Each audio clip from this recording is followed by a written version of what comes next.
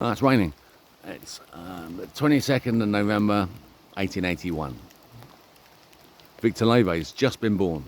Yeah, today. Victor Lewe is the engineer whose name you've never heard of, who runs this planet. And that's how he keeps himself secret. He's the man behind the curtain. He's the Wizard of Oz behind the curtain. Victor Lewe. I'm predicting, okay, from my theory and from the information I have on him, where I know he should be referenced in engineering right now and isn't, and deliberately isn't, and they refuse to reference.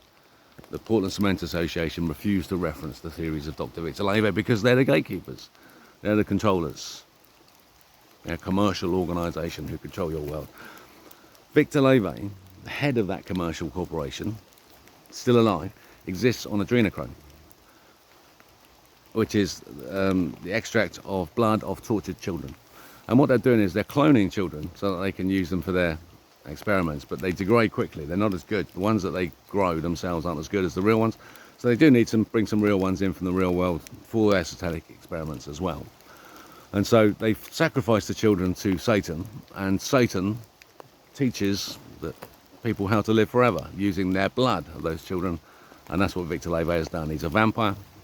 He exists in the chapel, in the crypt in the chapel in the centre of CERN. There you go. Right? It's a beautiful story, isn't it? A brilliant film. But he's a real person. Now, is he alive? Because if he is, it shows that how we fix this today on his birthday. He dies. He can't be 144. 144 is a magic number. You can't go beyond 144. It's impossible. Yeah, in the span of time. So you lengthen your time through changing the whole system, and that's what they're trying to do. They're trying to keep Dr. Victor fucking Lewe alive. Madness. Yeah. And so he's the dreamer. So there is one dreamer, and that it should be the king of the planet, and he should represent God. He should be manifesting God as much as he possibly can, and everyone should see that he's doing that. That's the king's job, and the king is the warrior of God and says, you are following these instructions. You have the armies to support, to enforce, if necessary, behaviours, but they won't be necessary really quickly.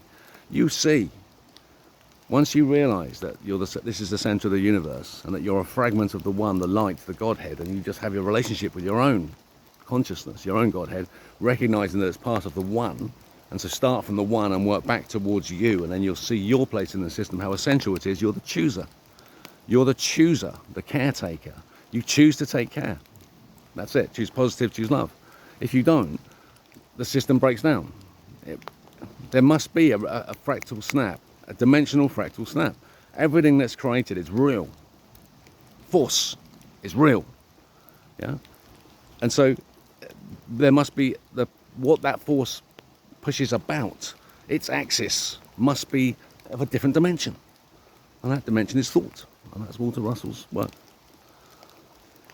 And so there should be one dreamer. So if you choose, like for example, Christ, if we chose Christ to be our king and we followed his morality entirely, New Testament, entirely, his teachings, his deeds, his words, we'll have a planet of peace, love, excellence, because you'll behave properly. You won't need to, nobody will enforce the law, you'll enforce your own law. Because you are your own observer, you are your own God. The movie analogy of observer, screen and action played on the screen, which is never damaged, the system, the eternal life, the spark of light that you are, is observed. And you are the observer. And so behind you, behind this whole, the Trinity, is a sphere. And around that sphere is the layer of slime mold. It's colour, a membrane made of pure colour, in perfect balance around a hexagonal framework flower of light. Cosmic microwave background, twisted magnetic dipoles in terms of heat and entropy. There it is, you see it. But it's not either of the two shapes that I've drawn. It's not the tennis ball model. It's not the hemisphere model. It's the wine glass bowl model, where the ring tip, where the ring tension is raised above the equator of the hemisphere to form that cup. And then that cup exists there and there orthogonally. Can you see it? That's the system. That's the surface tension of water. And I've shown the two tensions. The two spheres, just take the bending sphere and the tension and the ring tension sphere as spheres and just put them together, one inside the other, twist them about, and so that they're joined at a twisted point where the vector axis of the North Pole comes out and become a single surface. An inside and an outside single surface twists itself into a special torus with the hole on the equator that is not now on the equator. It's the pocket axis of 108 degrees from the axis to the sacral of the circle, the small circle, the central circle. Sacral has the pole up and down to the lens, and that is absolutely most finely balanced possible, because it doesn't actually exist. That's just twisting force in the body of water. Above the water line lies all the action, and that action is so powerful that the ring tension is above the surface itself, and so you get that shape.